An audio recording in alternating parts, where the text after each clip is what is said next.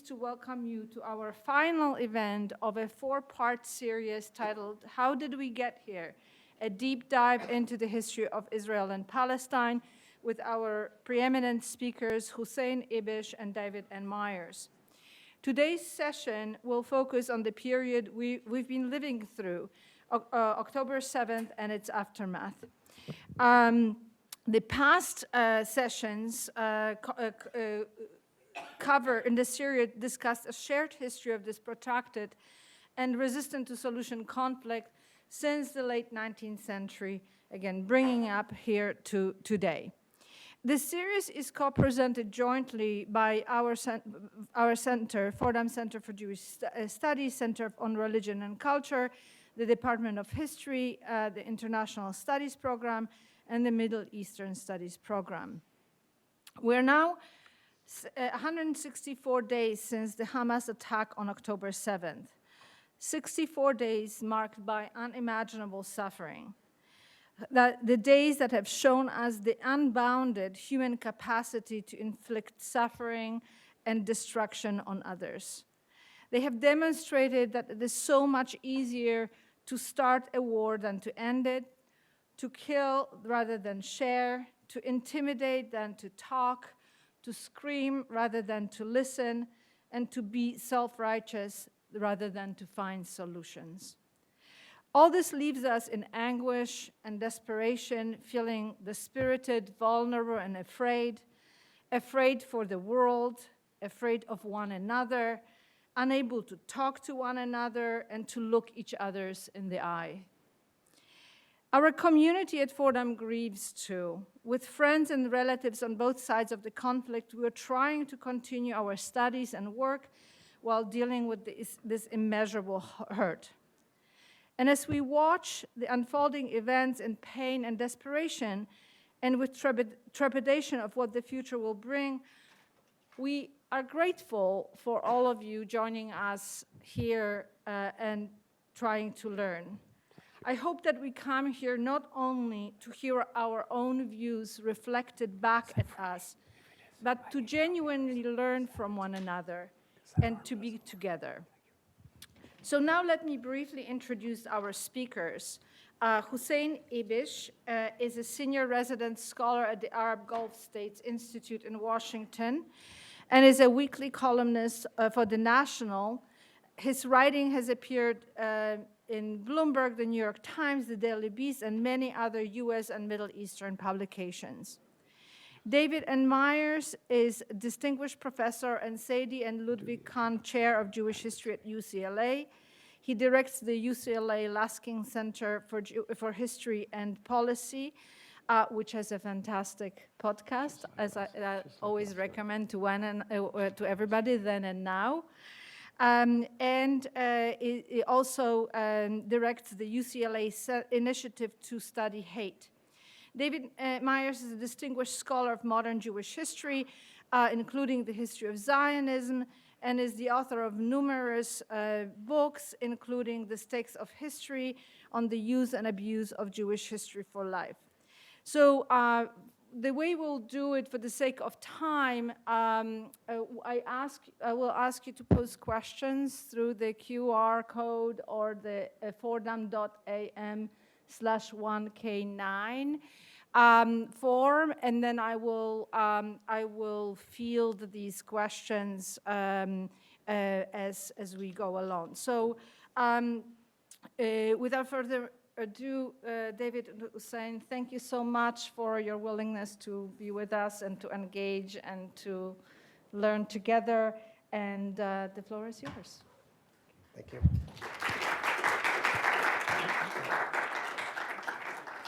Thank you so much, Magda. It's always a pleasure to be here at Fordham. This, as Magda said, is the fourth of 4 talks that we've given.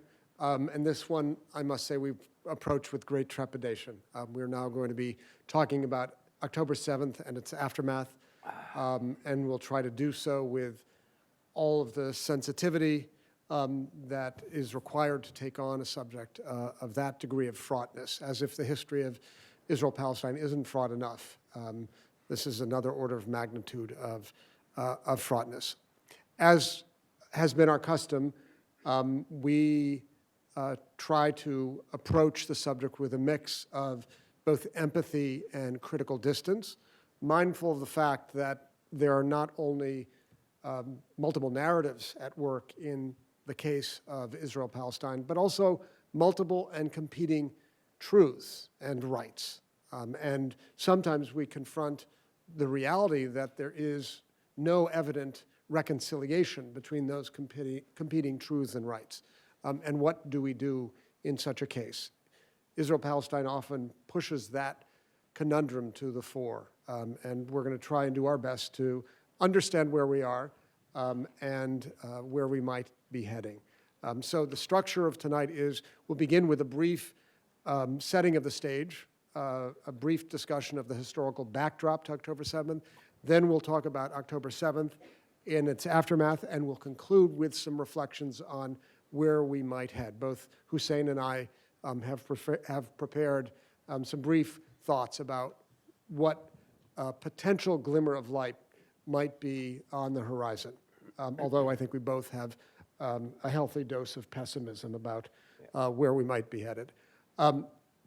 We'll begin in the year 2020, and I'm going to hand things over to Hussein. Yeah.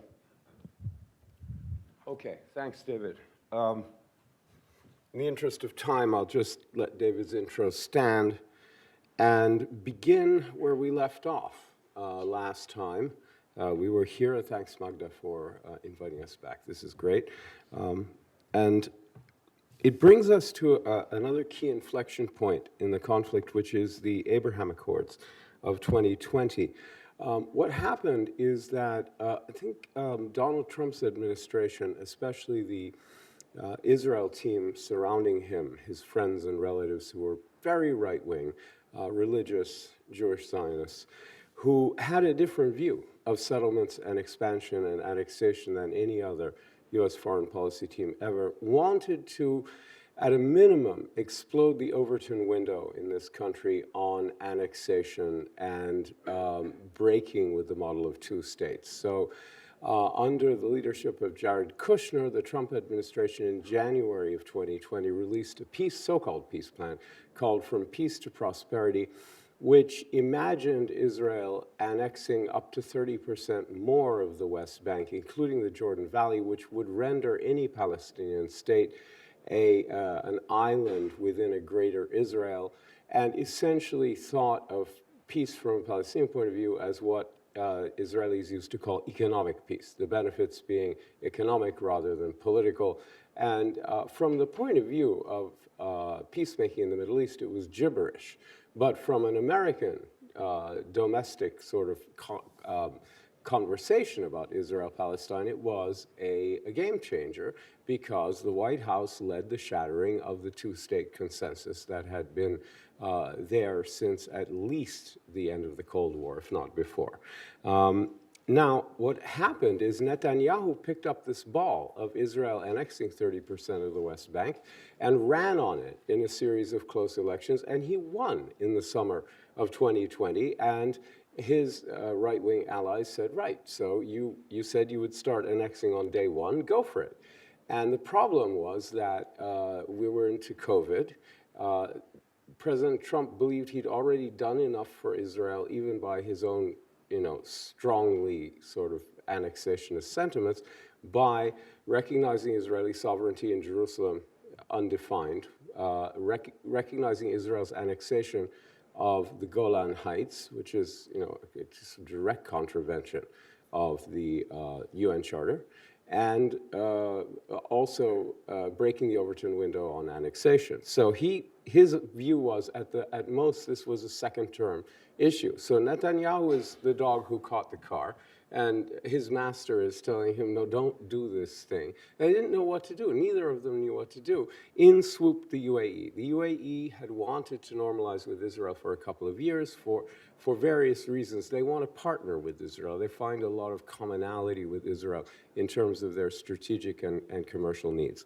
So they proposed recognizing Israel in exchange for Israel agreeing not to annex any new territory in the West Bank for 5 years. And 5 years is the last year of the Trump administration and all 4 years of a putative second Trump administration. That's why 5 years. 5 years because of Trump. And this went gangbusters. It was followed by Bahrain, Morocco, and Sudan, each one of which made their own separate deals with Washington. And what's important here is two things. First of all, these are Arab states normalizing with Israel, but these are Arab states that had not been at war with Israel. Maybe theoretically Sudan, but the rest of them not at all. And so while it was marketed as peace, it had nothing to do with peace. It was diplomatic recognition, very good diplomacy. Certain between the two conflicting parties, Israel and the Palestinians, took a hit because the issue of Palestine was left out altogether, except the question of annexation, which was used by all the parties, especially by the UAE, to rationalize normalization with Israel and sort of say they had saved the two-state solution by preventing Israel from annexing territory for a long period of time. And I guess theoretically that's true. But the Palestinian question seemed further and further away from where the action was and from decision-making and centrality. And there was simmering violence in the West Bank and in Gaza, but especially in the West Bank, where I just want to say youth groups, this is the last point, youth groups had begun to emerge in the inner cities of some key West Bank towns and cities that were not affiliated with Hamas, with Islamic Jihad, or with Fatah, but were basically armed gangs of angry young men in the Nablus Old City, in the city center of Jenin. So they gave themselves names. The Lion's Den in Nablus Old City, the Jenin Brigade in Jenin. And these were leading the confrontations with Israeli occupation forces. So among other things, you have not only simmering violence, but the PA losing control of key areas which they were supposed to police, and Hamas losing control of the armed struggle against Israel, because now you have these armed youths pushing that forward, not Hamas. Sorry. Meanwhile, in Israel, in the aftermath of the Abraham Accords, one might expect that this would inaugurate the next decade of Benjamin Netanyahu's tenure as prime minister, but in fact, it did not. Just going to try and get the picture back here. Good. Netanyahu, it's important to recall, re-entered office. That is to say, he served as prime minister first from 1996 to 1999, and then in 2009, he came back to power. And he came back to power with, I think, a real vision of transforming Israeli society in his own image, and in the image of an emerging, in the image of a new, what we might call national conservatism, a term that has been used by the political theorist Yoram Chazoni, very much in line with another figure who had served an earlier term as a prime minister and then came back to office in the year 2010, with whom Netanyahu felt himself very much in alignment, that being the Hungarian Prime Minister Viktor Orban, who together with Netanyahu really are amongst the leaders of this idea of a kind of majoritarian version of governance, what Orban calls illiberal democracy. One might have expected that Netanyahu, on the heels of the Abraham Accords, would be rewarded for his role, which was largely passive, at least initially. But in fact, for a number of other reasons, including the fact that he had been in office for 12 years and there were 3 criminal prosecutions against him. In 2021, a new coalition that did not include Netanyahu or the Likud party took office. It was led by the people you see on your right, Yair Lapid and Naftali Bennett, and it was cast in its early stages as the government of change, the government that would affect a dramatic change and begin to peel back some of the illiberal tendencies and actions that Netanyahu undertook and fomented in the long decade of of his premiership in the 2010s. As it turned out, the government of change, perhaps whose most significant change was to incorporate for the first time an Arab party in the governing coalition, did not last very long, a year. After it collapsed in 2022, another election was held.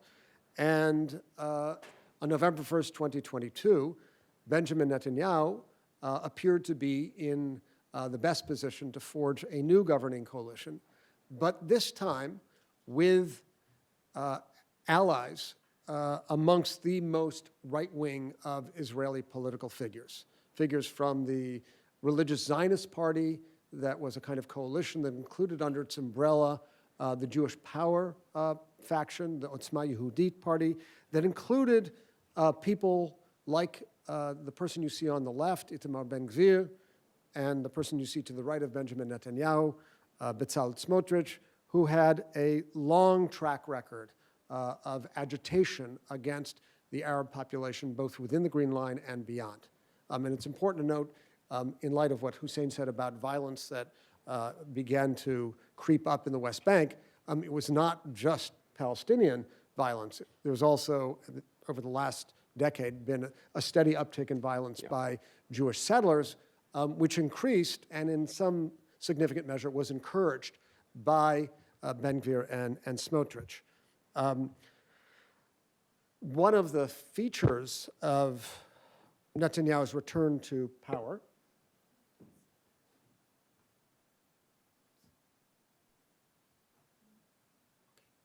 Okay, yeah, I hadn't tried it yet, so now it's... One of the features of Netanyahu's return to power, and consistent with that vision of really undertaking a transformation, a definitive transformation of Israeli political culture, was what he and his supporters called a judicial reform, what opponents called a judicial coup. And amongst the proposals that were forwarded after Netanyahu took office on in the wake of the elections on November 1st, 2022, were some of these ideas. The Knesset should have the capacity, the Israeli parliament, to overturn decisions of the Supreme Court by a simple majority. A new process for selecting judges and legal advisors to ministries should be set in place that included a larger number of political figures designated by the governing coalition. And that which actually made its way to the Supreme Court, or the High Court of Justice, as it's also known, was what's known as the override clause that would abolish the capacity of the Supreme Court to overturn administrative decisions by the Israeli government that did not meet the standard of reasonableness. That discretion was left to the Supreme Court until an amendment to a basic law was passed that became known as the override clause. And in a long anticipated decision, and by a very close vote, the Supreme Court decided to uphold its own right to overturn decisions of the government about appointments and other administrative actions.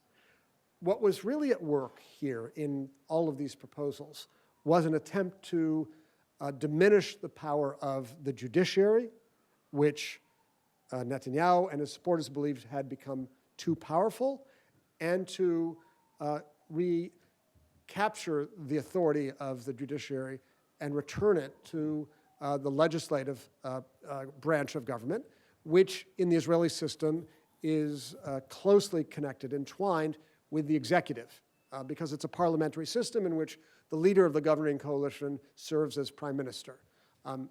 Opponents of the judicial reform saw this as an attempt to create a kind of unitary executive, to put it in American terms, that would altogether diminish the power of the judiciary to undertake what it typically is called upon to do, which is judicial review.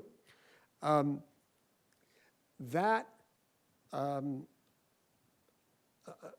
sense that Netanyahu was attempting a coup, a transformation or revolution of Israeli political culture, set in motion a remarkable protest movement that began to take rise in January 2023 under the rallying cry of demokratia, democracy.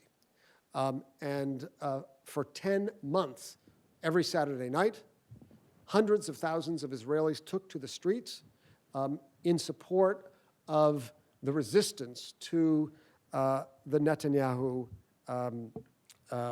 judicial reform / coup. One of the notable features of that reform, of that protest movement, was the participation of a very substantial number of Israeli reservists, military reservists. Tens of thousands of Israeli reservists declared that they would not report for duty in protest over the judicial coup. They said this was not a regime that they could, in all good conscience, lay their lives down in defense of if this was the direction in which it was going. And this will become an important factor in just a minute. What's also important to note is that for many months, the protest movement really focused upon resistance to the judicial reform / coup around the rallying cry of democracy. As we make our way into the summer of 2023, we begin to hear voices both within the protest movement and outside in the United States and elsewhere, calling upon the protest movement to link its actions to what many regarded as one of the chief weights on the Israeli democratic system, which is the occupation of the West Bank. This was expressed in quite clear fashion in a petition signed by thousands of scholars and others known as the elephant in the room, which you can see reflected on the right. I think with this, I'm going to hand things back to Hussein. Yeah, let me just say that it was a strategic decision by early on by the protest leaders not to include the question of the occupation so as to maximize participation in the anti-judicial overhaul movement. However, many people, and myself included, wrote and opined and observed that in some ways this was the occupation coming home to roost. How could Israel's Jewish democracy, ethnically limited in many ways, but still very well functional Jewish democracy, survive administering for decades on end and with no end in sight one of the harshest and most repressive regimes in the world in what amounted to another part of its own territory, the de facto Greater Israel. So, meanwhile, as I say, apparently in the background to all of this lurks Hamas in Gaza. And we went over this Palestinian split last time we were here, but Hamas becomes very crucial to this story for obvious reasons. And just to walk you through it briefly, Hamas was established in 1987 during the crucible of the first Intifada, which was largely nonviolent or times stone-throwing uprising against Israeli rule that began spontaneously in Gaza and spread quickly to the West Bank in 1987. It was only in the latter stages of this uprising that Fatah was able, and the PLO were able to get hold of the kind of decision-making and the protest movement at all. And that was led by Abu Jihad, who got assassinated by Israeli forces in Tunisia as a result of that. But on the other side, the Muslim Brotherhood in Gaza, which had been strong ever since Egypt's rule in Gaza between 1940s, basically 1947, 48, late 48 until 1967, Egypt had kind of exported the Brotherhood into Gaza, allowed brothers from Egypt to operate freely in Gaza the way they wouldn't have been allowed in Egypt. And they kept a very strong line of separation. Unlike the Jordanians in the West Bank, they were clear what's Gaza and what's Egypt and didn't really make any long-term claims on Gaza. And this legacy manifested itself during this first Intifada when the Muslim Brotherhood established Hamas as a political and paramilitary organization, a political party, in effect, with a militia. The prime directive of which was to seize control of the Palestinian national movement. Let me take you back to basics. Why do people form political parties and movements? To get power.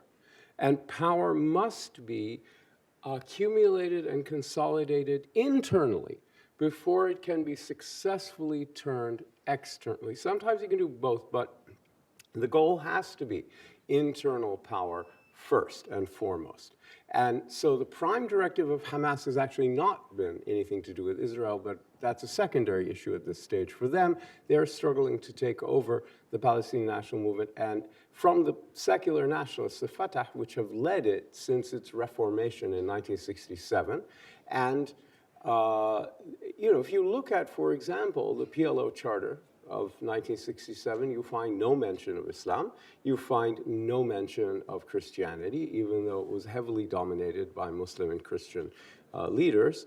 Very left-wing, very radical Christian, sort of militants, George Habash of the PFLP and Naif Hawatmi of the DFLP, and then Yasser Arafat, who had this sort of, subtle Islamic undercurrent of his own Fatah movement, though it was secular. So the idea, I think, behind Hamas was to render the Palestinian national movement not just an Islamic, but an Islamist one under the leadership of Hamas. And that remains to this day a work in progress, and I think that's mainly what we're seeing at play in the current conflict, which we're getting to. The charter of Hamas is radically different. As I say, there's nothing about Islam or Christianity in the PLO charter, and the only reference to Jews and Judaism is the dubious assertion that Jews are a religious group, but not an ethno-national group. So that, again, to pull the rug out from Zionism. And of course, it's always nice to define other people's identity if take it on yourself. But that's as far as it goes. On the other hand, the Hamas Charter is filled with anti-Semitic ravings, with protocols of the Elders of Zion, with conspiracy theories that have no provenance in traditional Arab culture or even Islamic thought. They're wholesale imports from the anti-Semitic West of the late 19th and mid-20th through the mid-20th centuries. And there's a little quote we've got here, that the day that enemies usurp part of Muslim land, jihad becomes the individual duty. That's fard ain. There are two kinds of duty. There's collective duty, which you can meet just by like paying money or waving a flag or something. It becomes very vague. But when a duty is fard ain, it means you have to physically, personally do it, which is very different. It puts a different onus on it. So it's fard ain to confront the Muslim, for every Muslim to make jihad, whatever that means. This is all gibberish in traditional Islamic terms, by the way. Jihad can't mean this, and it's just gobbledygook. But anyway, it's widespread gobbledygook. But anyway, in the face of the Jews' usurpation of Palestine, it is compulsory that the banner of jihad be raised. And you get a lot of other sort of gibberish as well. You have this long-standing overlapping agenda with Iran, because both sort of take Israel as the prime enemy and posture that way. And I think Hamas does really confront Israel militarily. Iran goes to great lengths not to do that. But as you see here, we've got this sort of crypt keeper-looking guy on the right. That's Sheikh Ahmad Yassin in the wheelchair. He was the founder of Hamas, founding leader of Hamas. Oh, sorry, on the left, yes. And Khatami, Ayatollah Khatami of Iran, who was the president, and I think before that foreign minister. Anyway, there is a marriage of convenience here. Hamas is not an organic, normative member of the Iranian alliance, which is a Shiite alliance, in the way that especially the 12 Shiite militias, Hezbollah in Lebanon, Kataib Hezbollah and the other Iraqi militias, groups in Syria, the Fatemion Brigade and others in Syria, are. It's really distant, because it is, first of all, Iran played no role whatsoever in the founding of Hamas, and Hamas is a Sunni Muslim Brotherhood party, which takes a dim view of Shiites and vice versa. And when the stuff hit the fan in Syria, it was all put to the test when the Hamas Politburo was essentially expelled by Israel in the knots. They ended up running to Damascus and setting up headquarters there. And then when the Arab Spring broke out in 2011, the Muslim Brotherhood of Syria was a key part of the rebellion against Assad. So Hamas was forced by Syria and Iran to choose, and Hezbollah, to choose between their strategic alliance with this so-called axis of resistance led by Iran and their identity. And so, of course, they chose their identity. You're really not going to surrender your identity, but that meant they had to skedaddle. They had to literally run. Most of their assets, both individual and collective, were in real estate in Syria. They abandoned it. I don't know that they'll ever get it back. They ran to Qatar and to Turkey. Mostly Qatar, now they're mostly in Turkey. But the point is that Hamas is an on-again, off-again, unreliable ally of the Iranian alliance, and it's, as I say, a marriage of convenience. Finally, it's really important to understand that Netanyahu and the Israeli right have found Hamas to be a golden opportunity to prevent the creation of a Palestinian state. And by splitting the Palestinian national movement, by trying to make sure that Hamas stays in power in Gaza, but is contained and periodically cut down to size by these little wars that they refer to as mowing the grass, literally cutting it down to size, right? I mean, the metaphor is absolutely consistent. Through wars, you have one group of Palestinians speaking one language, and then you've got Fatah and the PA in the West Bank ruling there, but looking humiliating, being impotent, and just seeming ridiculous to Palestinians, with the PA operating as the gendarmerie of the occupation, as far as most Palestinians are concerned, a kind of Vichy regime, and the PLO sitting alone at a negotiating table listening to crickets, and talks never happen, and when they do, nothing good comes of it. So this was Netanyahu's strategy for crippling the Palestinian national movement. Of course, the Palestinians played into it in a wonderful way. And Netanyahu explained this in case anyone didn't really understand what was going on.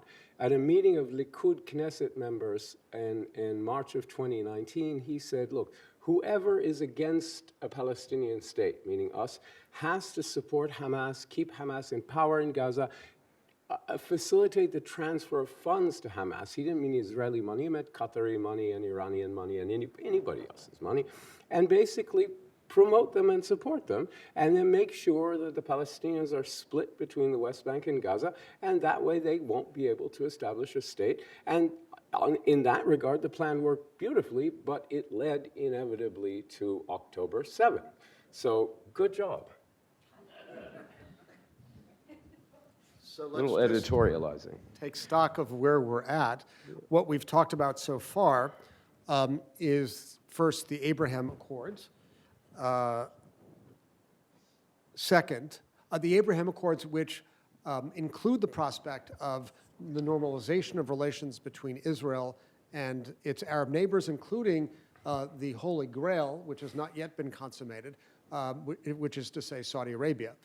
What's significant about the Abraham Accords, as Hussein mentioned, was it largely proceeded without engaging the Palestinian question at all.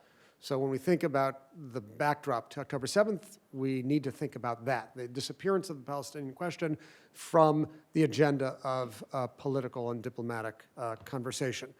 The protest movement in Israel and Netanyahu's plan to really remake Israeli political culture in the frame of this illiberal democratic model, and Hamas and its ire at the disappearance of the Palestinian question from the agenda of the diplomatic and political. Can I add one thing? Yeah, sure. No, there was a specter of a resurgence, which was the possibility of this triangular U.S.-Saudi deal.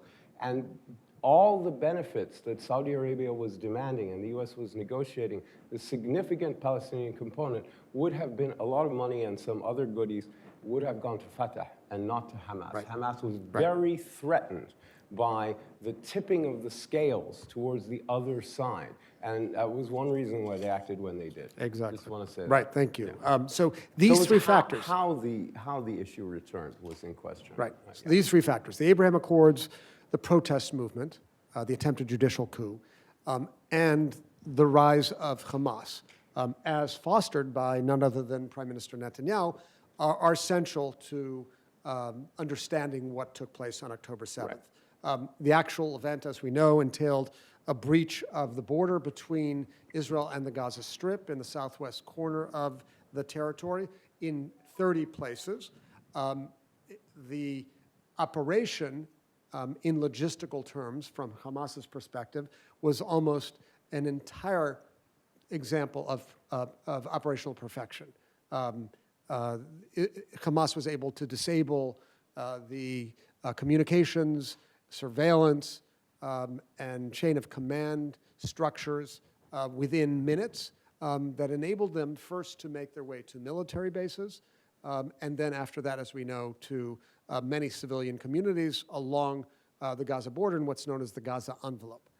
It's ironic, in a certain sense, that many of those who chose to settle in the collective villages along the Gaza border happened to be opponents of Benjamin Netanyahu and strong supporters of reconciliation and peace. And that's exactly why they decided to move to this particular area to foster relations with Palestinians across the border. We know that a brutal massacre took place of civilians along with Israeli military personnel. And during those long hours before the Israel Defense Forces arrived, in some instances up to 20 hours, entire communities were destroyed.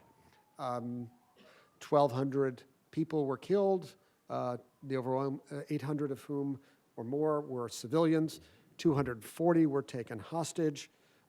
There was a profound sense of shock, grief, sorrow, rage, shame that continue to this very day. And I think it's very important to call attention to the retriggering of that deep sense of generational trauma. Many in Israel commented on the fact that there had never been such a deadly day in Jewish history since the Holocaust, and that was the historical referent of greatest significance. There was a real sense on the part of Israelis that the state had failed in colossal fashion. Yeah. As perfect as the logistical operation, the operation by Hamas was, so too was the degree of perfection of the failure of Israeli military, intelligence, and political leaders to respond to what we now know were signs that Hamas had been planning an attack of this scale for months and in some instances years. Many Israelis, particularly Israeli Jews, about 80% of the population, articulated their sense of rage by referring, as they had in the wake of the Second Intifada, to the true nature, not just of Hamas, but of Palestinians writ large, by declaring that, indeed, there was a genocidal impulse that was realized and that would be replicated if the opportunity were afforded to Palestinians. That sense went along with profound anger at the government for its failure to defend its citizens, and really a failure of what many Israeli Jews saw as the Zionist promise. Zionism was a movement that many Jewish participants believed would overcome the tradition of passive submission to Gentile hosts and assert the right of Jews to take control of their own historical destiny and prevent massacres of this sort from ever happening again. And here it happened. On the very day of the massacre, Benjamin Netanyahu declared that we will take mighty vengeance for this wicked day. And I think it's not a surprise that the motif of vengeance or revenge was part of the emotional register that Israelis operated with on October 7th, along with rage, sorrow, and shame. I'm going to hand things over to Hussein to talk about Palestinians. At least twice, if not thrice or more, Netanyahu referred to Amalek, referred to Palestinians as Amalek, which sets in motion, again, this sense of competing genocidal, existential, you'll get to that.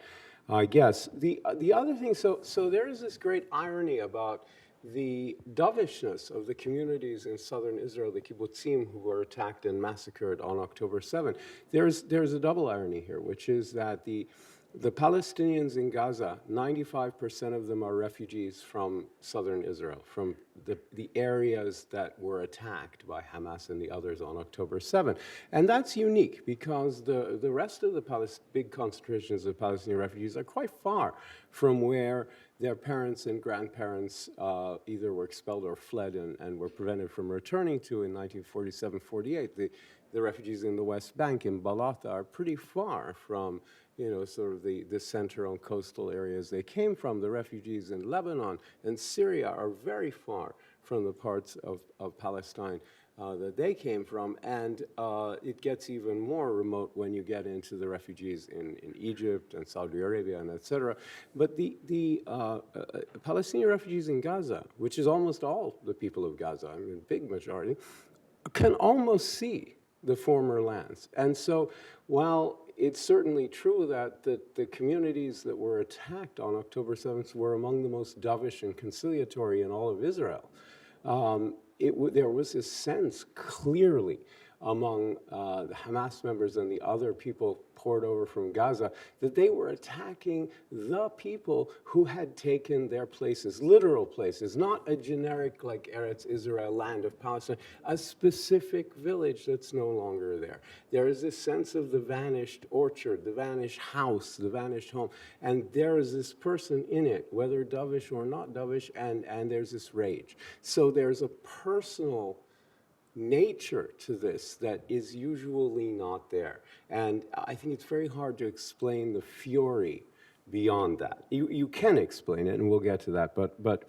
in addition, I think there was among Palestinians, in addition to a sense of shock at the weakness of Israel and at the amount of bloodshed, which was shocking to almost everybody, but still, there was this sense of elation and pride that Israel can be attacked, that Israel did prove to be so weak. By the way, that the people in southern Israel experienced something which is called statelessness, right? The state they thought they had. David explained this very well, but he didn't use this term.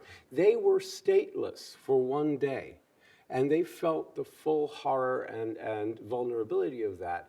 And I think there's a sense among Palestinians, though they don't think it through this much, more sort of instinctive, that, okay, we've been rendered stateless, guess what? You might also be stateless, if nothing else, for 24 hours and really feel the full weight of that because you're being hunted and killed. And so there is this piercing of the wall of invisibility, and there is this sense of pride in that, not necessarily in the actions, but in the breaching. And I think there's a mixture of feelings about the massacres. One poll puts 72% as feeling that the attack was justified. But then you can say, well, were the massacres justified? Was the attack justified? What part of it? Was the initial attack on military bases? Was the attack on the rave justified? I mean, and it's unclear what people are thinking, but that at the moment is popular among Palestinians is clear. Now, what will happen when the dust settles in Gaza if Israel leaves is a whole other question. Because in 2006, when the dust settled in Lebanon, the formerly very popular Hezbollah was reduced to the point where Hassan Nasrallah had to go on TV and apologize and claim he didn't know what was going to happen when he authorized the border raid that led to the war. And that was an apology not intended to be believed, because no one did believe it. It was intended to be made. It was performative. I apologize. Okay. And I would put it to you that a politician has to be pretty deep in the doo-doo to get on TV and plead stupidity and incompetence in order to fend off a charge of recklessness and mismanagement, which is what he did. When you say, I didn't know, when every child knows, you're really pleading dumph. And that could happen to Hamas if the war ends fairly quickly. If not, Israel will continue to dominate the collective and individual amygdala of Palestinians. There is, as I said, this idea of Hamas, the prime directive of Hamas to take over the Palestinian national movement. I think most people think of Hamas as mainly anti-Israel. It is not. Israel is a secondary question. Maybe in the long run it is, but it is anti-Fatah, anti-secular, that mainly, because you clean your own house first. And I think it's been clear to me that the plan from the beginning was you start this war with Israel, whatever the Israelis do, you fight them, you launch an insurgency, you hope the Israelis stay forever, you wave the bloody flag while crawling out of the rubble, declaring a divine victory and saying, we are the national movement. We are the ones who are fighting the Israelis every day, the occupation forces over control of Palestinian land in Gaza every day. We're getting killed, we're getting shot, we're doing this stuff. And those guys are the gendarmerie and the fools, the stooges at the negotiating table. We are the national movement. And the prize they're fighting for is the one big asset that Palestinian national movement has constructed since 1967 that Israel cannot take away from it, which is the diplomatic presence on the world stage of the PLO. 130 embassies and missions around the world, membership in many multilateral agencies, and non-member observer state status at the UN General Assembly, which is a huge thing. And all of that is controlled by Fatah and the PLO, which has nothing to do with Hamas, which Hamas is trying to scorn and take over, though. They never deny its validity because they need it and they want to grab it. And that's the prize that's being fought over. I think this is missed by many people. Go back and read the Wall Street Journal about 3 weeks ago, why Hamas thinks it's winning.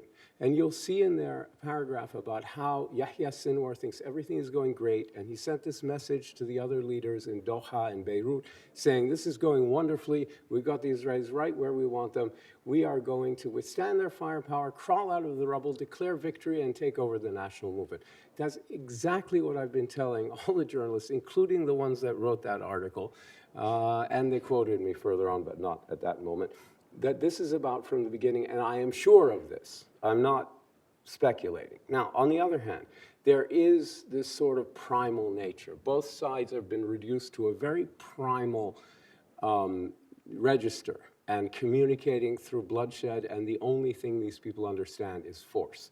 And I think you can't do better to understand the psychology of this relationship than Frantz Fanon, and especially the first chapter of The Wretched of the Earth on violence, where he talks about how the colonized man finds his freedom in and through violence, and he writes, at the level of individuals, that's very important. Fanon chooses his words very carefully. At the level of individuals, violence is a cleansing force. It frees the native from his inferiority complex and from his despair and inaction. It makes him fearless and restores his self-respect. Now, many people on both sides, pro and anti-Fanon, try to say Fanon is, the psychiatrist, is prescribing this as a therapeutic value. He's not. He's describing an existing process, which he goes on in the book to explain has very dangerous side effects and needs to be treated with extreme caution and skepticism. But people stop at these quotes and say, oh my God, he's rationalizing violence, he's promoting it. That's not what he's doing. But if you read him carefully and with sophistication, you'll see that he's doing a brilliant description of what actually is happening in situations like this one. Right. So the psychiatrist from Martinique is really capturing what I think has been so mobilizing, not just in Palestine, but in the conversation in the United States. That is to say, the cathartic and liberatory nature of violence that I think has resonated with many who, in this country, celebrated October 7th as a moment of liberation with a sense of exhilaration. We'll talk about that in just a minute. But meanwhile, in response to October 7th, Israel declares war the next day, calls up over 300,000 reservists, including many of those who had participated in the protest movement before, who are instantly transformed into national patriots devoted to what is deemed by many in Israel, and certainly the overwhelming majority of Israeli Jews, as a necessary military action. Shortly thereafter, the defense minister of Israel, Yoav Gallant, calls for a total blockade of Gaza, including food. And then later that week, on the 11th, Israel begins its aerial bombardment of northern Gaza, which razes neighborhood after neighborhood and produces images of the rubble such as we see on the right. A little bit more than 2 weeks after that, Israel begins a ground invasion of northern Gaza that proceeds southward and now is on the brink of the southernmost city in Gaza, Rafah or Rafiah. And during much of this time in October, November, Hamas rockets, which were fired on October 7th in large numbers as a kind of diversion from what was going on the ground, continue to be hurled at Israel. And in these months, we hear articulations of what the goal of the war is. The goal of the war, as Israeli political military leaders define it, is the eradication of Hamas. And one of the persistent questions that has followed that question, the framing of that question, is that goal achievable? Can you eliminate Hamas? Or is Hamas more than a collection of militants in Gaza devoted to an Islamist vision of the world? Is it in fact an idea that will continue after the elimination of its political and military leadership? Do you want to talk about the international response? While you're Yeah, in the I middle will of quickly. Yeah, absolutely. Thank you. Sorry to distract you from your... No, I was looking up something really important, which is that recently, in the past 24 hours, Fatah has really condemned Hamas for deliberately engineering a disaster for Palestinians worse than that of 1948, worse than the Nakba, restoring the Israeli occupation to Gaza, and making decisions to benefit entirely simply its own leadership and therefore political interests rather than the Palestinian people. In other words, the gloves are off between the Palestinians. And I was just double checking the legitimacy of those quotes that I'd seen floating around, and they are legitimate. So everything I've been saying about how this is really about internal Palestinian political power is becoming more and more open. All right, so meanwhile, the international community reacted in general, including even large parts of the Arab world, to October 7th in a horror. Right? You had only Qatar of the Gulf Arab countries defended Hamas. To some extent, Kuwait tried to stay out of it, but you had pretty strong statements, increasingly strong statements in the first few days from the UAE, Bahrain, Saudi Arabia, and even Oman to some extent about Hamas's brutality. And increasingly, you've seen more and more Arab leaders actually really being openly critical of Hamas. And certainly in the rest of the developing, and especially in the developed world, in the West, you had tremendous sympathy for Israel. It was all squandered very quickly by the brutality of the response and what appeared to be a war of vengeance, or what I have been calling a savage war of vengeance, that was aimed not at Hamas specifically, but at everything and everyone in Gaza, to the point that, you know, Israeli hostages who marched towards Israeli soldiers without shirts, waving white flags and shouting for help in Hebrew, got gunned down. Why? Because everyone who moved was getting gunned down. That's why. 90 journalists, by the way, have been killed in this war. 90 journalists, and no press allowed in. So there are Palestinian journalists, and 90 of them have been killed. Really remarkable. There's an important story in today's Post about how 4 of them were just assassinated by the Israelis in a way where everything the Israelis have said, the IDF has said about this killing is just, I know, demonstrably false. So on the matter of hostages, there's lingering support for the Israelis. I think there is a sense that the struggle, the battle, even the military effort to retrieve hostages is justified and justifiable, and a sense that, though growing, not just in the international community, but even in Israel, as you'll discuss, I think that there is a contradiction between the quixotic war to eliminate Hamas, a brand name which cannot be eliminated, and The military struggle to free hostages, I think 4 have been freed, and many more killed, I mean, including the ones who were just shot, are in contradiction. And that the only way to retrieve hostages alive, however many of them are left alive after the bombardments and what have you, is through an agreement. And surely Yahya Sinwar and the other Hamas leaders do have hostages around them, especially reservists and Israeli soldiers, the most precious hostages. And so the idea is to make a deal. A deal was fairly easily reached to release women and children on both sides, but they're not the valuable hostages. The valuable hostages are the senior Hamas commanders or cadres in Israel, mostly there for violent crimes or for planning violent attacks on Israel, and the Israeli soldiers who are captured. There are a lot of them who are or were captured, however many are alive.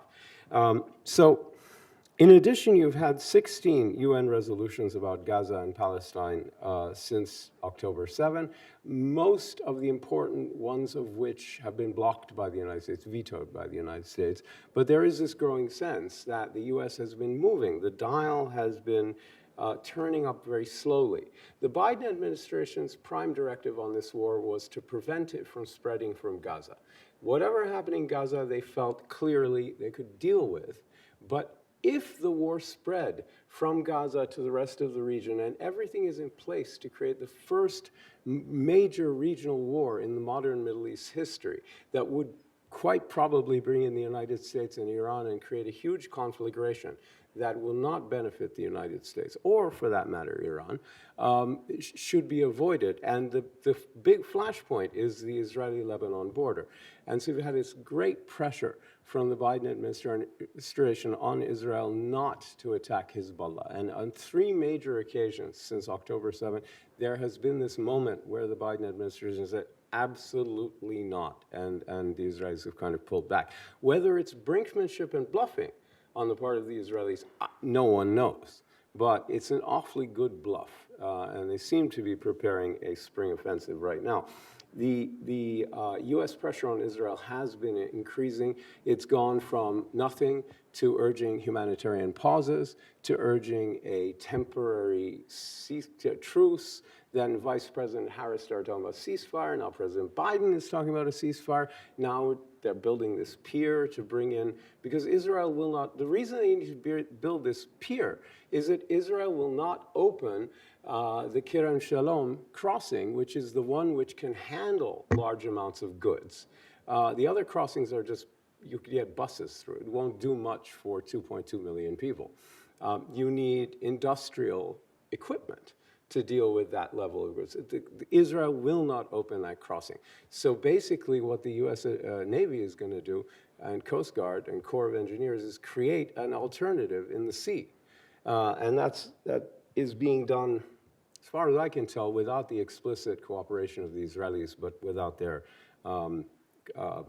interference either. So that's where we are there. Yeah, I just want to add to Hussein's discussion of the motivations of the United States by making reference to a very personal element, which is Joe Biden's deeply sentimental Zionism, which was perhaps no better reflected than his visit shortly after October 7th to Israel, where he embraced Israelis and was hailed as a kind of biblical hero, evoking reference to Cyrus, the great liberator. Set against that is Biden's growing consternation with Benjamin Netanyahu, as Netanyahu symbolizes the ongoing war that Israel is conducting with the enormous damage that it has exacted upon the Palestinian population. It's fair to say that Chuck Schumer speaks for the administration in a very, in a barely indirect way. The Schumer speech that I think was 2 days ago, surely was coordinated with the administration. No doubt. And intended to send a signal, yet another signal, in a mounting mound of signals to Israel that it needs to scale back and limit its military operation, and certainly hold off on an attack on Rafah. And change its government. And as Chuck Schumer said very explicitly, Change change your its government. Change your government.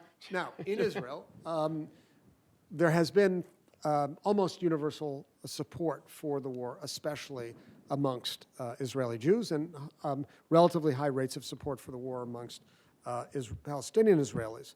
And yet, in recent weeks and perhaps even months, there's been an emerging divide, which I tapped into when I visited Israel a couple of weeks ago, between those who are committed to the goal of completing the military job and eradicating Hamas, and those who are committed as their top priority to returning the hostages. And here there's been a lot of discussion of the classical Jewish value of pidyon shvuim, of the redemption of captives. And quite ironically, in sort of the choreography of Israeli political culture, those who hold most steadfastly to the primacy of the redemption of captives,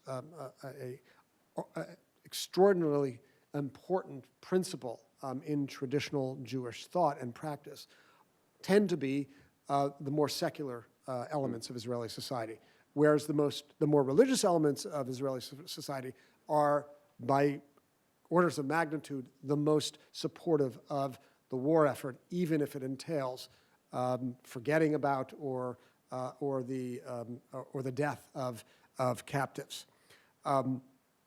It's also important to note in understanding what's going on in Israel that there's limited coverage of the conduct of the war and the destruction that has been wrought on Israeli media. That isn't to say that knowledge of what's going on is foreclosed, is inaccessible to Israelis. Israelis can make their way to all sorts of media outlets which report consistently and frequently about what the war looks like through Palestinian eyes. But there is, in no small part, owing to that ongoing sense of trauma, a significant measure of blindness to what's going on. And I heard this from Israeli friends when I was there who said, I just don't have the emotional bandwidth to go there. So there's some appreciation that there's a there, but not the emotional capacity to devote time or energy to empathize with the plight of Palestinians. So shocking and enduring is the trauma of October 7th. I think it's important to note that this element of trauma figures centrally and has for 75 years or so. In a certain sense, we can understand 1948, and I know Shachar is working on this very idea himself, as the clash of competing traumas. Yeah. The trauma of the Holocaust as reflected in this supreme commitment to creating a safe haven through the achievement of Jewish sovereignty, meeting up with the emerging trauma of the Nakba, of the displacement of Palestinians. And I would suggest to you that as an ongoing matter, these two traumas have intersected or clashed with one another to create sparks of conflict, perhaps no more profoundly so than in the wake of October 7th, where the trauma of the Holocaust is retriggered for Jews and the trauma of the Nakba is retriggered for Palestinians, especially when we think about the fact that 2 million Palestinians in Gaza have been displaced. The eminent Israeli author David Grossman, I think, gave good expression to the dilemma at hand in a recent op-ed in the New York Times, which some of you may have seen, when he said this: the trauma of becoming refugees is fundamental and primal for both Israelis and Palestinians. And yet neither side is capable of viewing the other's tragedy with a shred of understanding, not to mention compassion. Exactly. Certainly true on the Israeli side after October 7th, and I think certainly true on the Palestinian side after the ongoing military campaign in Gaza. One other element that's important to note, we have seen the return of the protest movement, which after October 7th was transformed into an effort to mobilize on behalf of both the war effort and the reconstruction of society. as a result of the fact that the government was nowhere to be seen or found. In other words, the failure of the government to prevent October 7th continued after that date as hundreds of thousands of Israelis were displaced in the south and then the north. And what allowed for them to be resettled in hotels and apartments in other parts of Israel was really this mass mobilization by Israeli civil society. The protest movement was marshaled to that task, but in recent weeks and months, a protest movement has returned, aimed against Benjamin Netanyahu, very often mobilized on behalf of the return of hostages, and a very small number of protesters who appear at rallies on Saturday night calling for an end to the war. We'll say just a brief word about sort of the importation of this trauma to the United States, where, as many of us know who dwell on college campuses, there has been a profound resonance. And we mentioned Frantz Fanon and his view of the liberatory or cathartic nature of violence, which we both understand as a description, not a prescription. Right.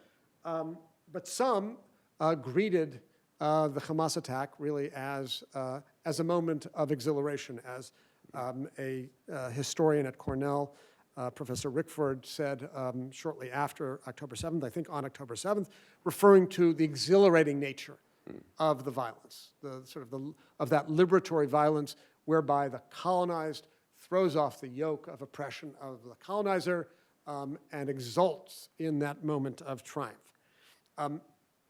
There has been on campuses across the country a very intense debate and a very considerable tension between those who support Israel and those who support the Palestinian movement. The Anti-Defamation League has chronicled a stunning rise in incidents of anti-Semitism, over 300%. Its job is to count incidents of an anti-Semitic nature, and it has declared that in its own understanding, anti-Zionism is equivalent to anti-Semitism without much refinement. So I'm not sure that we can count all of those incidents as anti-Semitic, or we might not all agree that they are anti-Semitic, but there has been a very considerable rise in the sense of discomfort, particularly on college campuses. And I think perhaps a more reliable indicator of the climate on campus is a recent report led by the Chicago political scientist Robert Pape, which I encourage you all to take a look at, which reported that both Jewish and Muslim students have felt themselves to be in personal danger in the wake of October 7th. As you see, 56% of Jewish students and 52% of Muslim students. So I think there's a sense on the part of both groups of students that the campus has become a site not just of discomfort, but of lack of safety. One of the reasons why Jewish students feel unsafe is because they encounter slogans that they regard as genocidal in nature. And the most well-known of them is the slogan, "From the river to the sea." Pape drilled down on this a bit and noted that almost 70% of Jewish college students regarded that phrase to mean that Jews should not only be expelled, but eliminated forcibly from the region between the river and the sea. Well, 14% of Muslim students understood the chant in that eliminationist sense. Seems like a high number, but 86% did not. So this, I think, relates to the fact that not only is there a stark divide between students supportive of Israel, those supportive of the Palestinian solidarity movement, but there are divergent ways of understanding much of the discourse on campus. And it seems to me that we have lost a good deal of the ability to navigate the discursive shoals of the moment. People should be asking, tell me, what do you mean when you say from the river to sea? Let's have a conversation about it.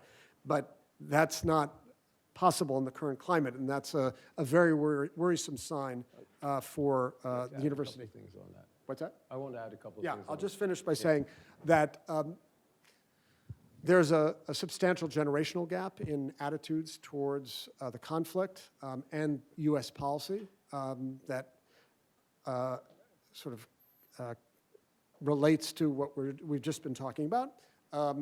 Many people, well, a recent survey suggested that 65% people over the age of 65 support the policy of the United States, or at least in January this was the case, at about 55%, whereas 70% of people under 30 were opposed to Israel, to the United States' support for Israel. What I would add to that is not only that generational gap, but the intra-generational gap, for example, between supporters of Israel and supporters of the Palestinian Solidarity Movement, but also within younger Jews, between those who define themselves as supporters of Israel and an increasingly vocal and numerous contingent of people who describe themselves as anti-Zionist. My belief about the generational issue is that among liberals or people who are center and to the left is that there are actually 3 distinct generations at work, not 2. And that's reflected in the polling data you just cited, which is that, sort of over 65s, Biden and Pelosi and Schumer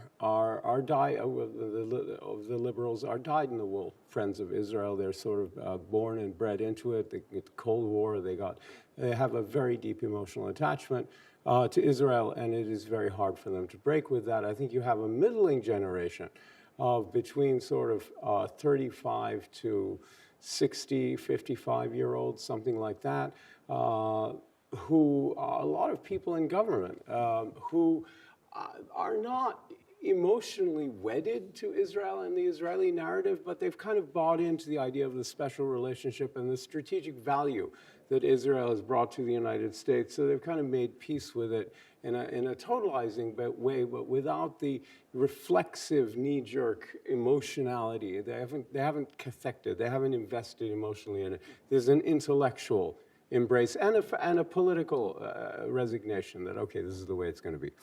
And then when you get the under 35s, then you get people who, many of whom have broken with the emotional bonds, including many Jews who want to look again more skeptically at the occupation, at the founding of Israel, at the Nakba, at everything, and so rethink it from day one, and rethink the special relationship, and think that maybe it ought to be more of a two-way street, it ought to be more balanced, et cetera. Exactly, further away from the memory of the Holocaust, and more in sync with the Western exposure to the Palestinian cause, especially through the Intifadas and things like that. By the way, with the slogan "From the River to the Sea," it's not from the river to the sea that's mysterious. It's what do you mean by Palestine, and what do you mean by free? And Palestine could mean a bunch of things, although the river to the sea suggests a sort of British mandatory. But what does free mean? Free could mean a lot of different things, and it does to a lot of different people. So just assuming that people are using it in a genocidal way is facile. On the other hand, yesterday, I was scrolling through the internet, and I came to Magen David Adom, the Israeli analog to the Red Cross, and there is their map of Israel, and it shows Israel, the West Bank, the Gaza Strip, the Golan Heights, all in blue as Israel. So in fact, on the other side, there is this reality that from the river to the sea is a de facto Israeli state that is in many ways unified and that is radically first of all, violent, and secondly, differential and highly unequal, and cannot be embraced as sustainable or defensible. Do you want to say a word about the toll? Yeah, I don't have it here for some reason. Yeah, well, but the toll of the war is extraordinary. I mean, this is actually remarkable. In this century, it's hard to find a war that has caused this much death and destruction to a civilian population this quickly. And for sure, this is the low point in the Israeli-Palestinian relationship. Palestinians never struck a blow to Israelis like October 7th, and Israel certainly never struck a blow on any of its enemies, especially to the civilian population, such as what has happened in the past few months. especially in the first 2 months. There are now more than 300,000 people killed in Gaza. 30,000, excuse me, 30,000, yeah. I'm dyslexic. The 10,000 minors, I think, is probably wrong. I think it's more than half of those people are probably minors, given the demographic of Gaza. There are also probably up to something like 6,000 to 10,000 people buried under rubble, where no element of their body has been identified. They're simply missing, and they're probably under the rubble.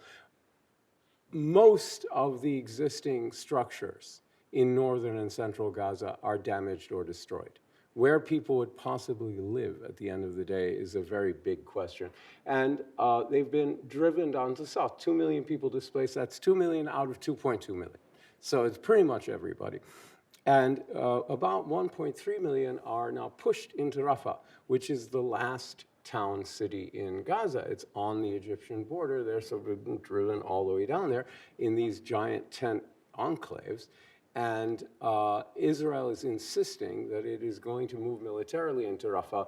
And the Biden administration has said, you cannot do that until you find a way to allow those people to move without starving and dehydrating to death and what have you, because you pushed them down there through policy. And now, so you are responsible for finding a way to get them out. So they say they have a plan. They actually say they're coming. No one's seen their plan. And they are insisting the Rafah operation will take place, but I think it could be a while.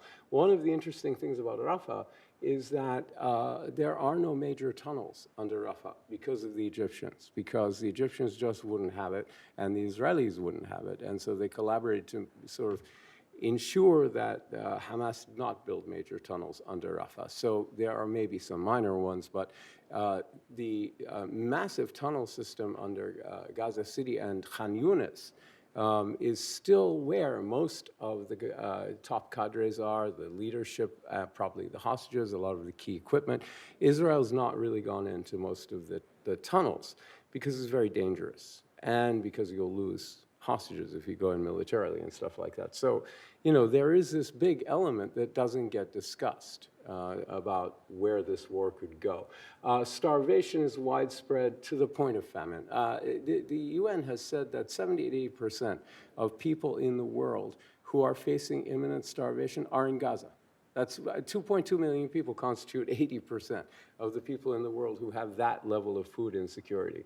And finally, and I think it's only, by the way, I think it's only because it's been the winter months that we haven't had an outbreak of cholera or infectious disease.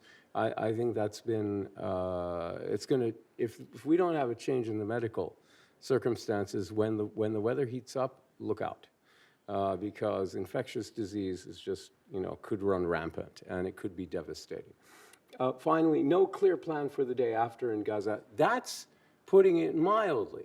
Right, Hamas has a political goal. I've described it. Israel has never had an articulable political goal or one you can reverse engineer beyond vengeance, punishment, etc. And no one has a clear plan for what would happen in the day after in Gaza. And everyone who's written about it engages in fantasies based on a deus ex machina, like an international stabilization force or an Arab police force or something like that. And none of that's going to happen. No one is going to sweep in and clean up Israel and Hamas's mess for them. And no one has a plan that Israel has bought into. So unfortunately, the likelihood, therefore, is that Netanyahu will get his way and Israel will stay in Gaza for the foreseeable future, and that's what Hamas is counting on. That's been the plan all along, and they're loving it. And you read the joy in, or not joy, the smug satisfaction in Sinwar's message to the other Hamas leaders in Doha and Beirut is just striking. This is great. It's going perfectly. And I don't think he's kidding. Right. We're moving towards the end, just an important program note.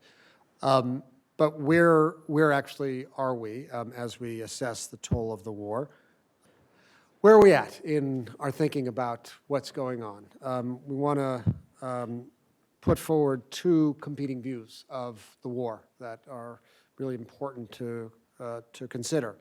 The first is a view that we might associate with the prominent political theorist Michael Walzer, author of the book Just and Unjust Wars, one of the great theorists of just war in our time, who asserts that Israel has every right in the world to respond to October 7th.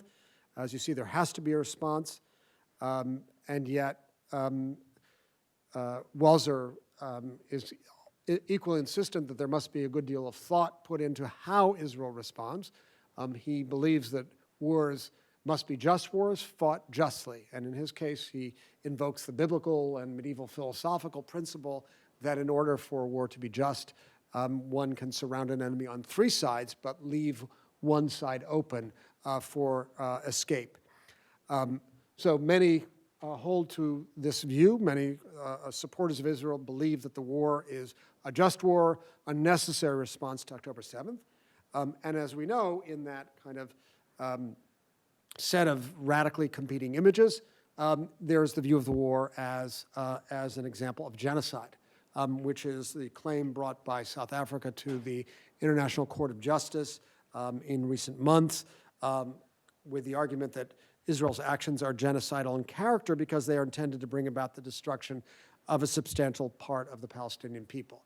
And here we perhaps should make reference to the definition of genocide as formulated by a Polish Jewish lawyer in 1943 by the name of Raphael Lemkin, which became the foundation for the 1948 Genocide Convention, where genocide was defined as the intent to destroy in whole or in part a national, ethnic, racial, or religious group.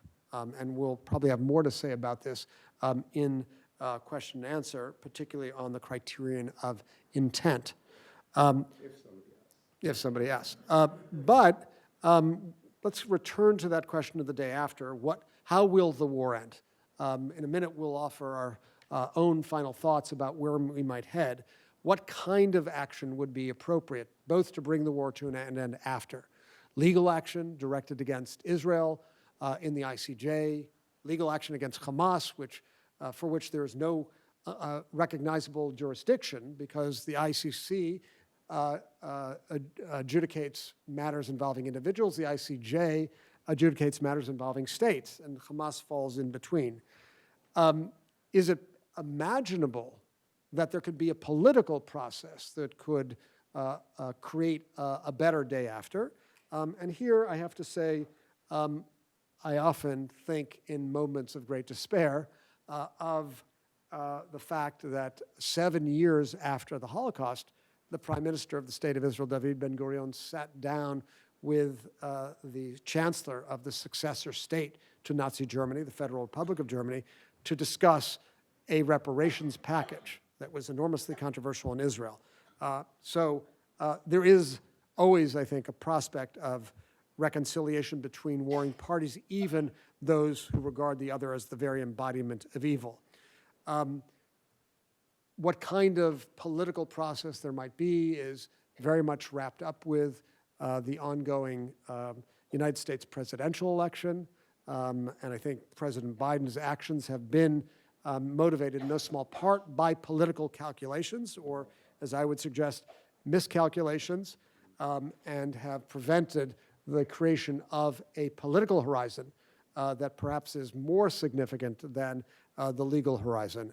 And that brings us to the final set of slides with which we'll conclude, where we offer our respective visions of where things might go in, I would say, the best of circumstances. So I, for my part, am an advocate of an immediate ceasefire to bring an end to the extraordinary destruction that Israel is wreaking upon Gaza, together with a return of the hostages and the bodies of those who were killed during the last 5.5 months.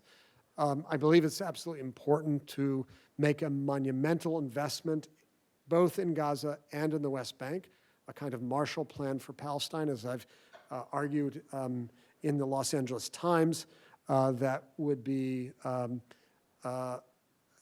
brought to the region by major actors like the United States, the European Union, and the various Gulf states, whereby Palestinian parents would, for the first time in a very long time, believe that the lives of their children would be better than their own lives, something which is unimaginable today.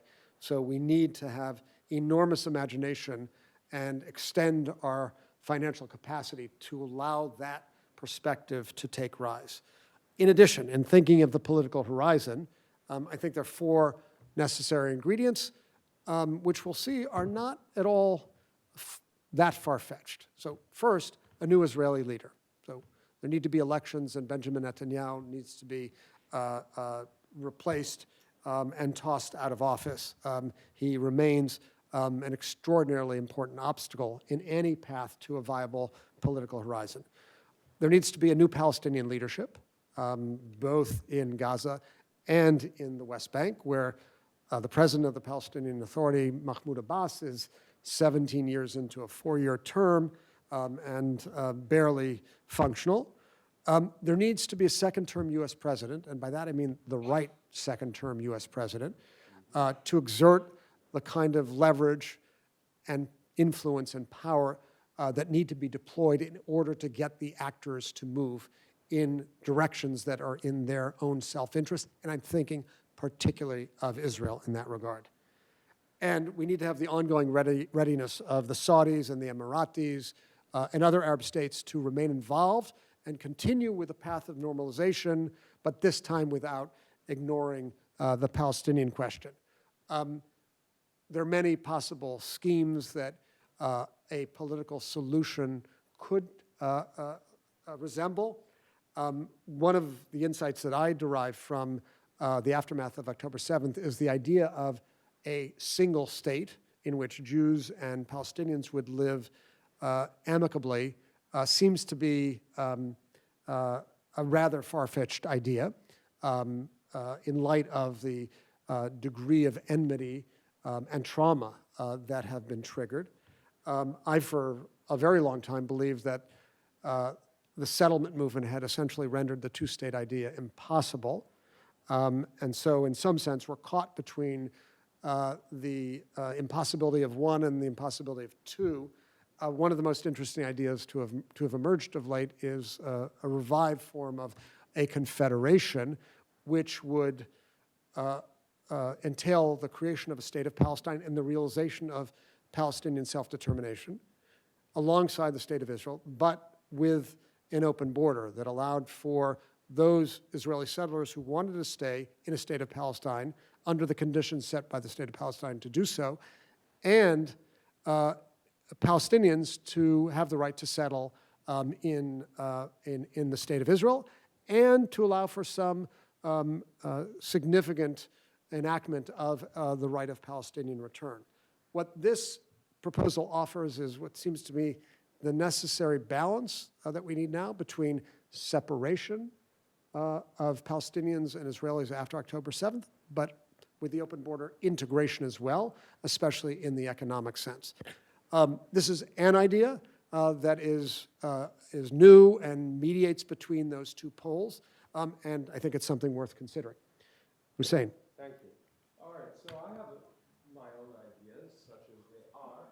My main idea, though, is that ever since the failure of the Camp David peace treaty in 2000, peace summit in the summer of 2000, you remember Clinton, Barack, and Arafat, that we've been on first a very slow train and now increasingly fast train towards a station that is called annexation and expulsion in the West Bank. And nothing that I've seen since then makes me think we're not going there. And the reason is that human beings as individuals and small groups can behave with enlightened self-interest and restraint.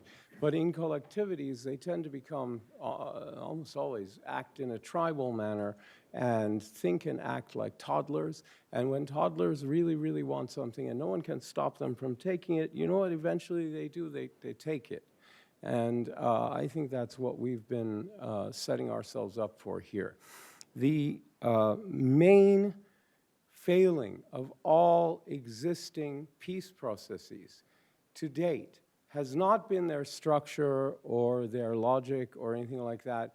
It has been their, the way that they have tried to essentially have two of the most unequal parties in terms of power ever to be involved in a national level negotiation in modern history, see what they can arrive at in some open-ended discussion towards some undetermined goal. It was bound to fail. It was a ridiculous idea. When Israeli-Palestinian diplomacy is all predicated on an exchange of letters in 1993. Yasser Arafat wrote, he opened it, writing to Yitzhak Rabin, the prime minister, as chairman of the PLO, the representative of the Palestinian people diplomatically, and he recognized the state of Israel. Rabin wrote back, and he recognized the PLO as a legitimate interlocutor and undertook to enter into negotiations with it. That asymmetry, which is reflexive of the asymmetry we talked about several sessions ago in the Balfour Declaration, persists to this day. I don't think we can get anywhere until Israel formally acknowledges the need for and the right for Palestinians to have a state. They have never done that. There have been Israeli prime ministers, especially Ehud Olmert, whose proposals certainly envisaged the creation of a Palestinian state or meaningful statelet. But Israel itself has never formally undertaken that recognition. And in fact, Netanyahu has come increasingly out of the closet and said, no way. He got the cabinet to say no way. He got the Knesset to say no way. And he's been running around taking, open quote, credit, close quote, for single-handedly blocking the creation of a Palestinian state through things like the divide and rule policy with Hamas and Fatah that I described that actually resulted in October 7th. He thinks he deserves like congratulations for this. But my point is we won't get anywhere until Israel recognizes the Palestinian right to self-determination, because it hasn't, and everything it's done in recent decades points in the other direction. And Israel as a state and as a polity is more hostile to Palestinian statehood, palpably more hostile now than at any time since before 1993, which is an extraordinary statement because the whole world is coming around to the realization that is an urgent necessity, and the United States has concluded that all of its plans are predicated on that. So that's the most important thing. Then once you do that, you can go back to the old formula that was tried but didn't work in things like the roadmap of the quartet and Oslo, where you establish benchmarks that the Palestinians have to meet, and if they do this, they get that, et cetera. But there are two differences. Number one, it has to be internationally adjudicated and enforced. It has to be enforced. It cannot be up to Israel and, say, 12% of the Israeli voting public, whether they accept this or not in every case. So we'll get nowhere. The other thing is that it has to be towards an understood goal of Palestinian statehood.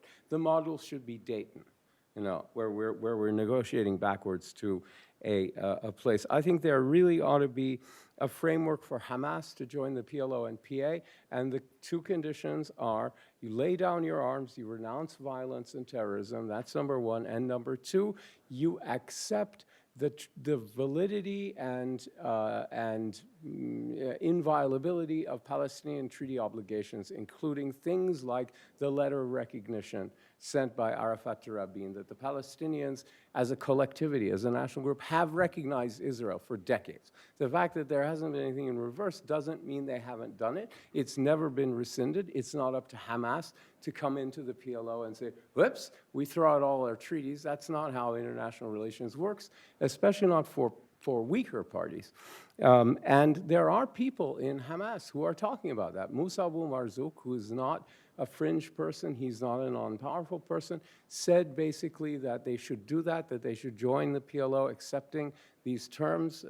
You know, that means joining the PLO on Fatah's terms. It is a surrender in the struggle for power among Palestinians.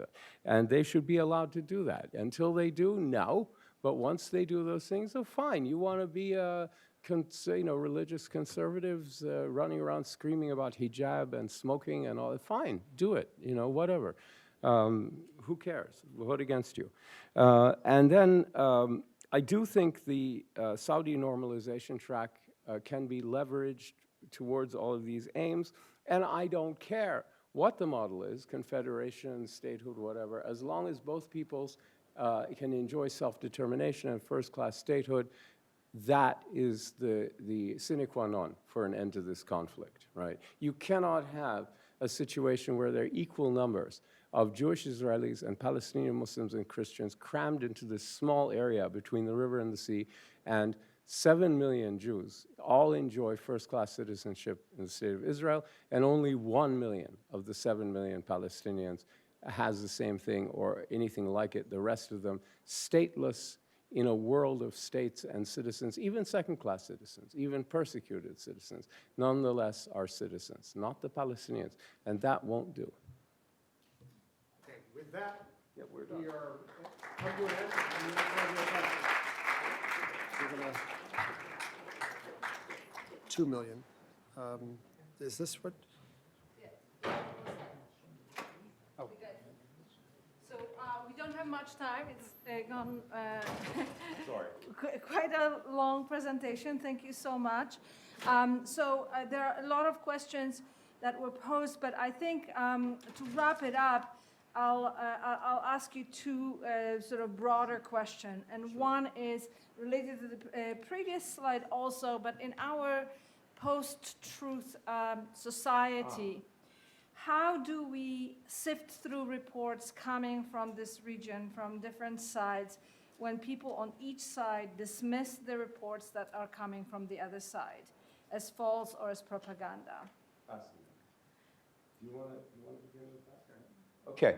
I mean, I think it is entirely possible if you understand, but it's hard because most people curate now their own information environment and get fed what they want to hear, and it's very poisonous. So they don't hear what's happening on the other side because they don't care, because they don't care to hear it. If most Jewish Israelis are not paying any attention to the suffering in Gaza, it's because they're choosing not to. If most Palestinians don't want to face the truth about October 7 and what really happened on October 7, it's because they choose not to. When people are putting their fingers in their ears and going la, la, la, la, la, which I think a lot of people do in the world on all kinds of issues, I don't know what you can do. I think what the main thing is, get your information from the other side and treat it skeptically, but be open to the fact that your side lies a lot and that the other side might actually be telling the truth. You've got to want to know the truth. You've got to want to know the truth, not create an argument so that you can win a debate on a college campus. Right? Those are really different things. Yeah, I would just say that the problem we face is larger than October 7th and Israel-Palestine. It's really a function of the total fragmentation of the media landscape and the polarization of political culture in the United States and elsewhere, which encourages us to dwell in the silo of news with which we feel most comfortable. We go to the news that we want to hear. And Hussein's proposition that we should go to news outlets of the putative other side is absolutely essential. We need to resist zero-sum thinking. Yeah. And with that, we return to what we began with. I think both of us feel there are multiple truths and multiple rights in the case of Israel-Palestine. They're often set as exclusive of one another. And it's very easy to succumb to propaganda that makes that claim. But I think to be intellectually honest and have a reasonable measure of moral bearing, you have to resist that impulse. Yeah. You have to push beyond your comfort zone. You have to make your way out of the silo, and you have to resist that zero-sum thinking. The fact of the matter is, simply put, what happened on October 7th was a savage massacre that needs to be acknowledged as such. And what has happened since The devastation that has been wrought in Gaza is a tragedy of immense proportions for which Israel is responsible. And we need to acknowledge both of those things. Face the facts. And face the facts.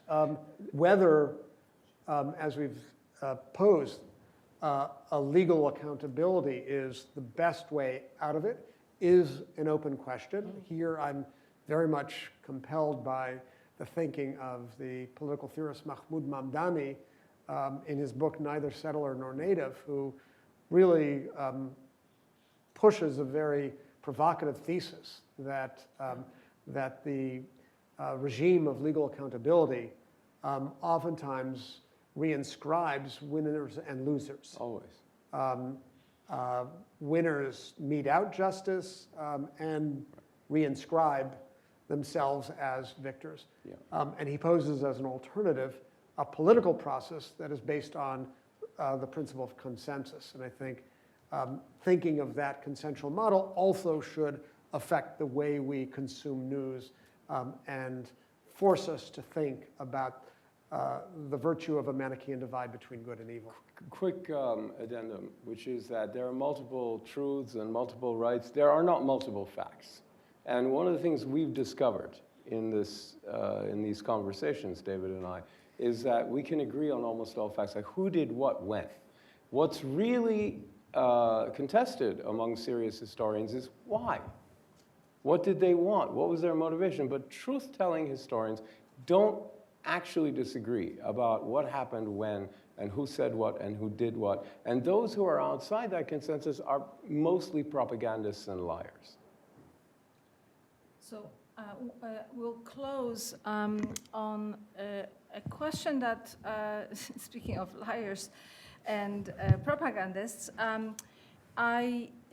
what are some of the hard truths that each side, including ourselves away from the region, but not only, should but are unwilling to face? And what are some of the hard questions they should ask of themselves? Do you want to go first, or should I? I have plenty. Okay. Palestinians need to ask themselves, what have they done to contribute to this unending series of defeats? They have obviously had very bad leadership for most of their modern history. They have missed a lot of opportunities by being too strident. They've had a tendency, because they feel wronged, they want a solution to be totalizing, and they've turned away from potential solutions that have been partial and never understood what the Zionist side did while it was building a state, which is take a little bit and move on, and take a little bit and move on. No, they want a total victory. The other thing is, I think they need to reconcile themselves to the fact that Israel is here to stay, and it's not just an unjust fait accompli. Jewish Israeli nationalism now is not the result of people volunteering to come and settle as colonists. And these are people who have been born into it, right? They are not alien to the Middle East. It is another nationalism in the Middle East that is not an Arab nationalism, like Turkish nationalism, Iranian nationalism, Baluchi nationalism, Kurdish nationalism, and the various Arab nationalism and Jewish nationalism in Israel. There's nothing inauthentic about it. There is nothing trivial or let's say inherently weak about it. It's not going to go away, and it hasn't been simply, it's not an artificial creation. It's an organic product of a very different kind of history than most other states. But that doesn't make it any less so. Finally, I want to say about the United States, I think we need to be honest with ourselves about how the extent to which our politics have crippled our policy on this question, and try to think through a way where our political system will somehow allow us to do the thing which is smartest for our country. Yeah. You know, I have this vision that one day a younger generation will be born that says, this is absolute madness, this cycle of ongoing violence, trauma, revenge, and we simply aren't going to tolerate it anymore. both sides understand themselves as victims. Both sides have been victims. Palestinians, as Edward Said famously said, are victims of victims. Right. Recognizing the trauma of Jews as survivors of the Holocaust. But it's also important to note that victims become victimizers. And victimizers become victims again. And the cycle continues. What hard truth people on both sides, whether they be there on the battlefield or here, sort of in the proxy wars that take place, need to recognize is both people are there. And they're not going anywhere. Zionism came to indeed colonize the land. There are important elements of settler colonialism in the Zionist project. Zionism also came to serve as an ideology of survival and rescue and escape. It's multidimensional in that regard. Palestinians are not reducible to Hamas. There are multiple dimensions to the profiles of these two groups. And it's so easy to resist the impulse to grasp that complexity. My call, our call, is to grasp complexity and nuance in understanding what goes on there and on college campuses and in public forums here, where increasingly we're seeing the reliance on simplistic, reductionist, one-dimensional perspectives. Both people are going to be there. Both people have been victims. Both people have been victimizers. We need to break out of this terrible cycle. The core reality of this conflict, and even the post-October 7th, is that this is human beings doing human being stuff. And that's really a grim evaluation, but there's nothing that either side is doing or has done that isn't human all too human. Before we wrap up, I just want to say, Magda, that we really owe thanks to you for Big time. encouraging us to come back, not only to reprise our three-part series, but to add this fourth part, which was extremely challenging for us to think through. And what we've offered are rudimentary thoughts in a very, very difficult situation. But we really thank you and the audience for And I supporting us. thank you for making yourself vulnerable to speaking about these difficult subjects. Thank you so much for coming, and I hope to see you at our other programs. Thank you. Sure. Thank you, Magda. Okay, man. Very good. Yeah. As usual, we